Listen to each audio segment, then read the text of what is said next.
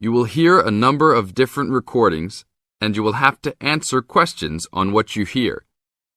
There will be time for you to read the instructions and questions, and you will have a chance to check your work.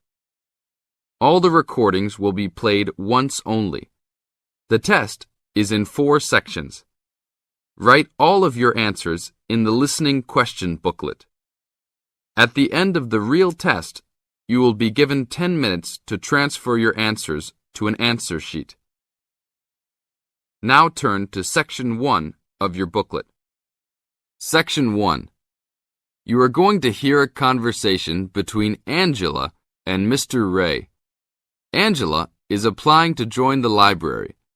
Listen to the conversation and complete the form below. First, you have some time to look at questions 1 to 5.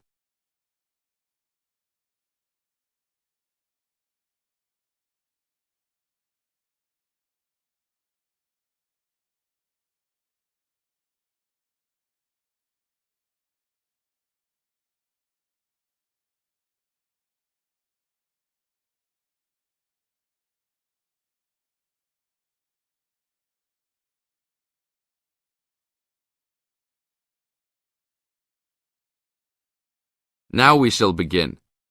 You should answer the questions as you listen, because you will never hear the recording a second time. Hello, how can I join the library? Well, you need to make an application. Would you like to do it now? Yes, if I can. One moment and I'll get the form. Now, I just need to ask you a few questions before you sign at the bottom. Okay. Your full name, please. Angela Mary Price. Price? Yes, that's right. Okay, and your address? Apartment 3, 86 Bridge Street, Pimlico. Bridge Street. That's just near here, isn't it? Yes, not very far. Good. So the postcode must be 2065, right? Yes, that's right. Now, your telephone number. I need both home and work if you have them. My home number is 8763-5142, and work is 8456-1307. Do you need anything else like ID or something? Yes, your driver's license will do, if you have one. Right. It's easy to remember. I know it by heart. 4040AC. I'm afraid I'll also need to see it. Okay, here it is. Thanks. And your date of birth, please? 24 March 1981. Okay, thanks. That's the most important part completed. But if you don't mind, I'd also like to ask you a few questions for a survey we're conducting. Yes, that's okay. Now you have some time to read questions 6 to 10.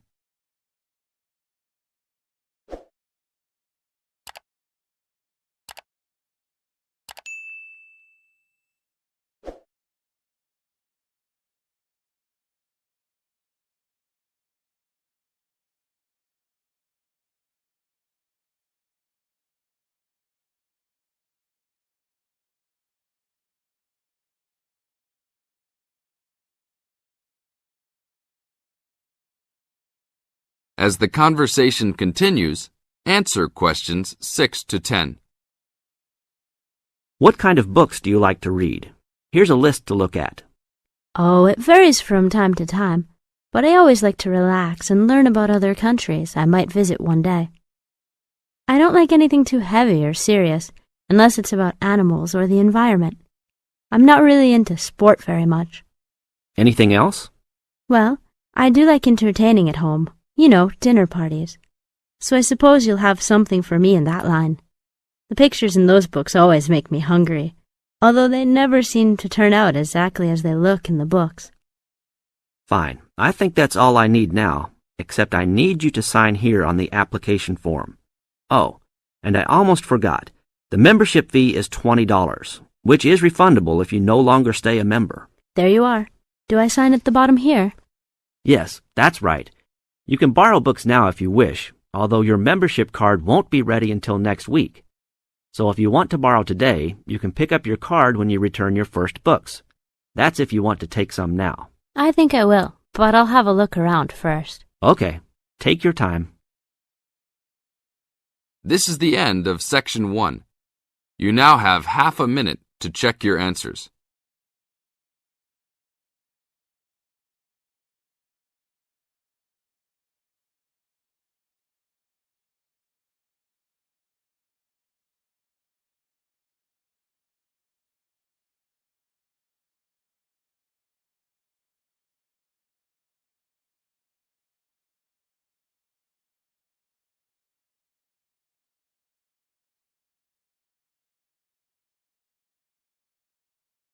Now turn to Section 2. Section 2. You are going to hear a lecture about dining services. First, you have some time to look at questions 11 to 14.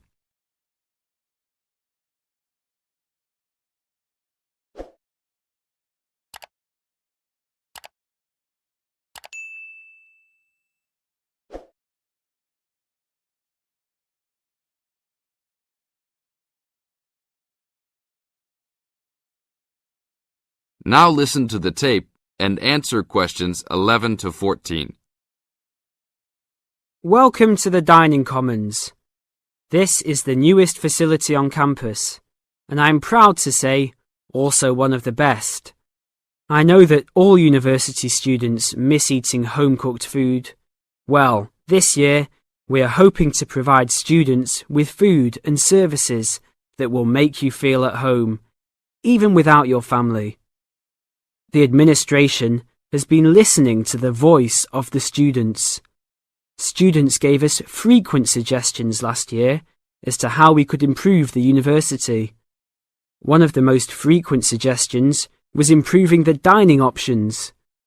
We have been working hard all summer to come up with ideas that will make student life in the dormitories more pleasant. One of the new options we are offering in the dining facilities is variety in student meals. Last year, there was a set menu for every dinner, so if students didn't like the food, there was no choice.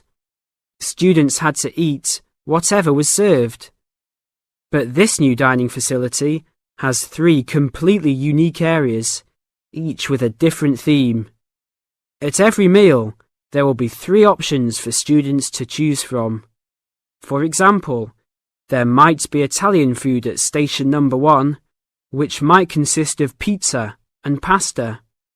At station number 2, there would be American food, consisting of hamburgers and hot dogs. At station number 3, there could be vegetarian soups and salads, accommodating all the vegetarians. We hope that with the greater selection of food, all students will find something to their liking. Now look at questions 15 to 20.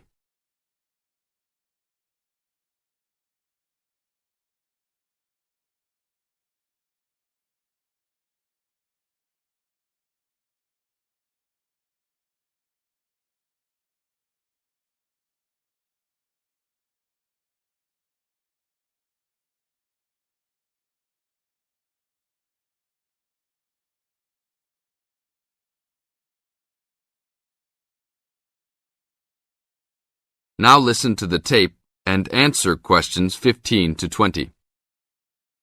Not only will students have more options, the food will also be better.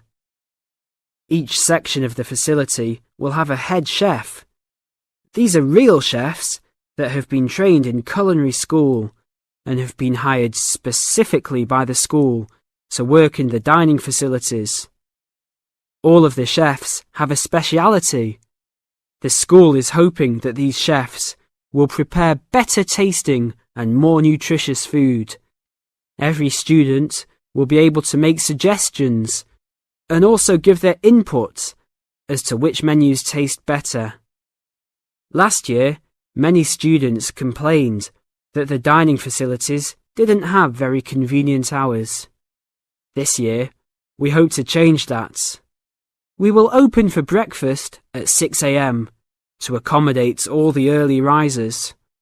In the evenings, we will open until midnight for all the students that like to go for a late night snack. The afternoons will still remain closed, but we will have a student store open that will provide all students with drinks and fruit. The student store will be open every day from 2 p.m. to 5 p.m. Every student that has paid full tuition and dormitory fees has already paid for their dining facility fees. Students can eat at any time and in any amount for free. If you are a student that does not live in a dormitory, you can still purchase a dining facility card. This card will entitle you to the full services of the dining facility. This card is available only for students and is not open to the general public. If you are not a student and wish to dine here, you must purchase meals at the door. There are a few rules to follow. Even though we do not limit the amount of food that can be taken, we do not want students to waste food. Please do not take more than you can eat. Also, every student must clean his or her own trays and plates. We will provide plates and trays for student use, but please do not abuse these items. Please do not leave your plates on the tables. Your parents are not here to clean up after you anymore, so I hope all students will be responsible. Thank you for your attention and enjoy the upcoming year. This is the end of Section 2. You now have half a minute to check your answers.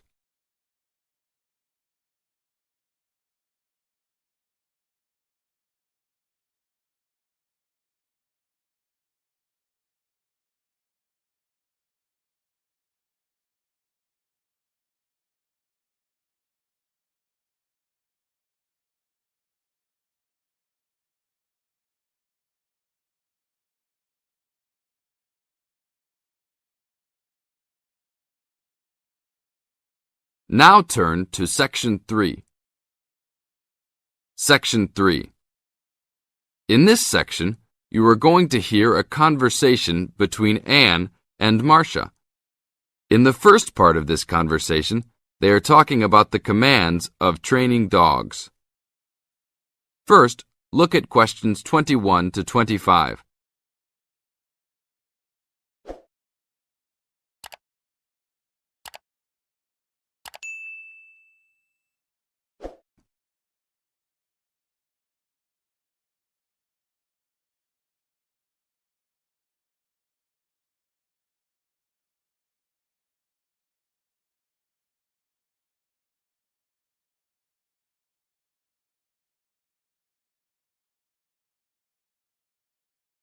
Now listen to the first part of the conversation and answer questions 21 to 25.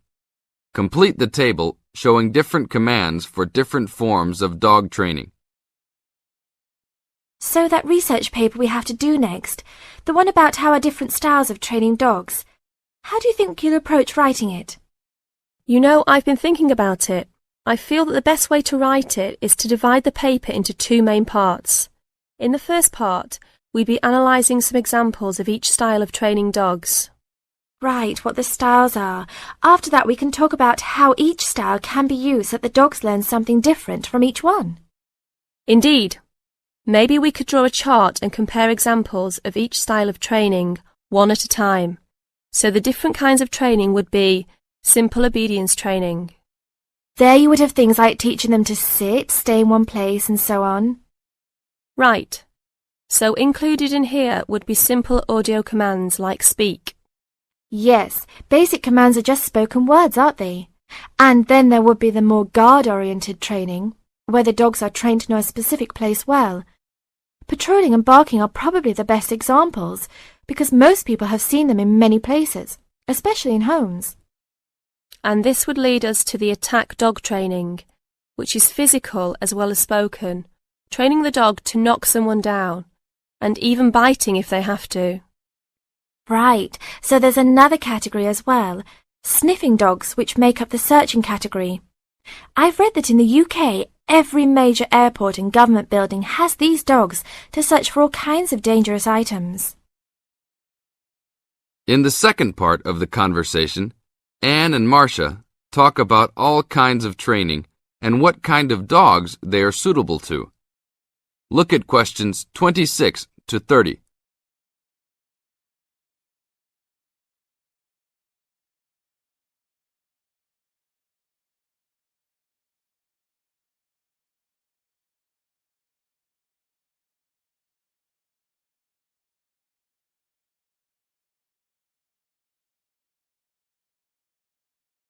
As you listen to the conversation, match A, B, C with the following forms of dog training.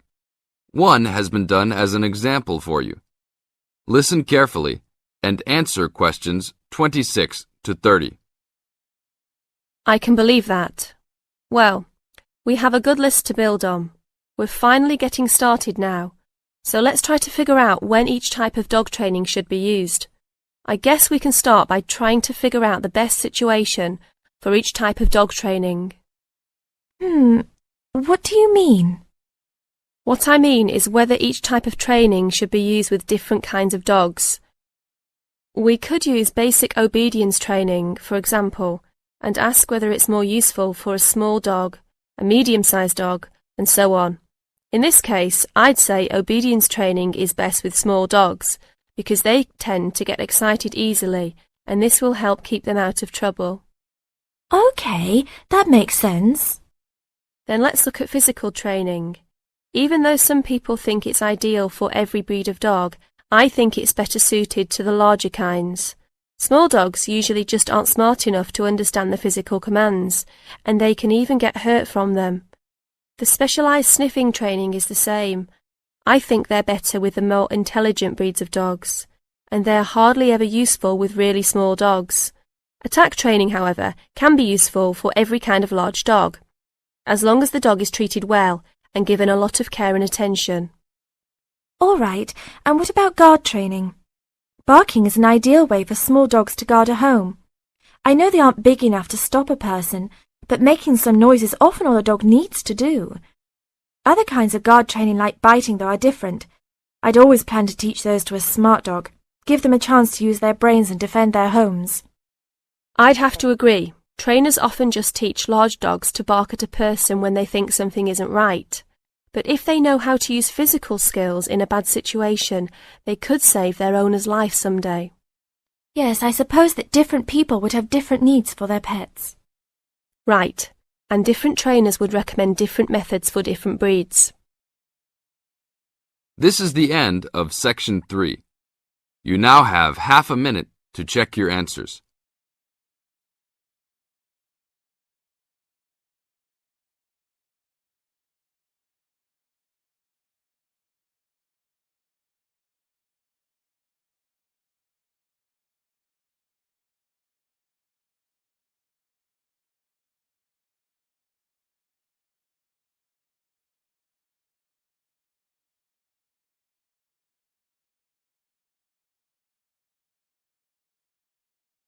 Now turn to Section 4.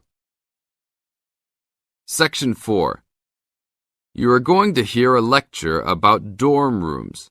First, you have some time to look at questions 31 to 40.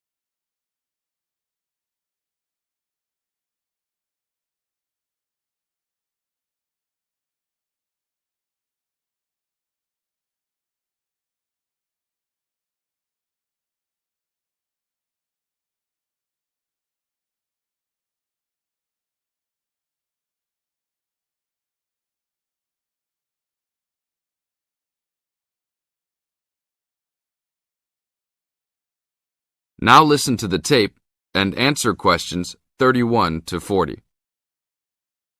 Welcome to your new home for the upcoming year. These dorm rooms are among the best in the nation and are the newest ones at this school. So I hope you will all learn to appreciate them and take good care of all the facilities here. I am Gina, and I will be residential advisor in this building for the year. Today I am going to tell you about some of the programs and facilities that are available to you. I will also be telling you the rules that everyone is expected to abide by. I will be asking you to give me your full attention for the next few minutes. I will first tell you about the facilities that are available to you. The dining facility is located on the first floor of the building. It is open 7 days a week from 7 a.m. to midnight. All the food offered to students is freshly made every day, and my own opinion is that the food is actually quite good. Feel free to come and grab a banana for breakfast or sit down with a group of friends for dinner. Although your meals are served buffet style, please do not waste food. All students are expected to clean their own tables after meals. In the basement of this building, there is a gym and recreational hall. The gym has workout equipment such as treadmills and weight sets. In the recreational hall, there are ping pong tables and a pool table for student use. You must sign in when using this equipment, and you will be held responsible for any damages or losses. The gym and recreational hall are open daily from 10 a.m. to 10 p.m.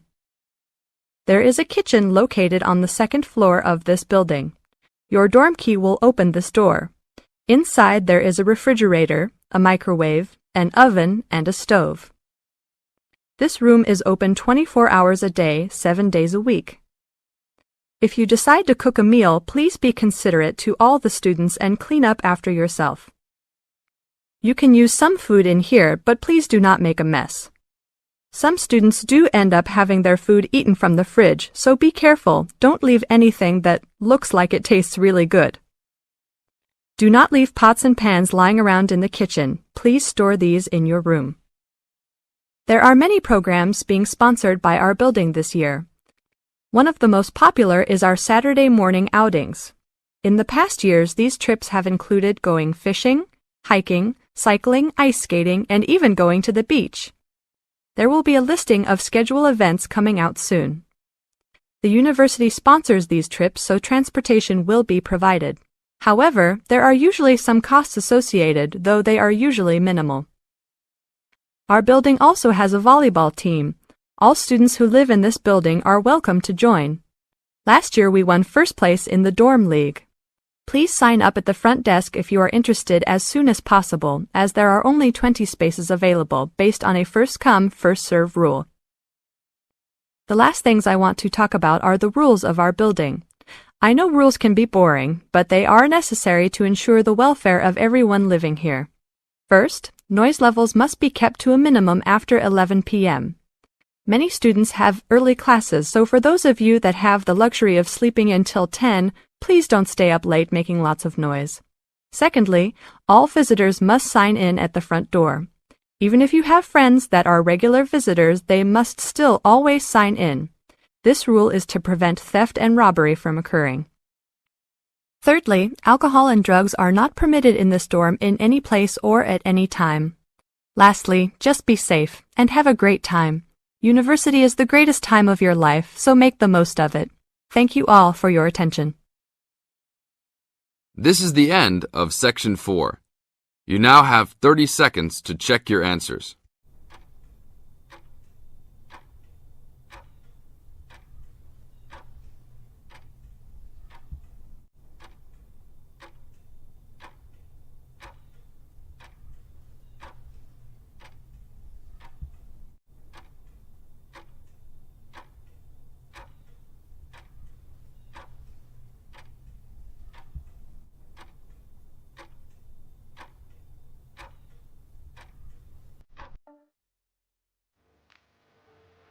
That is the end of the listening test. In the IELTS test, you would now have 10 minutes to transfer your answers to the answer sheet.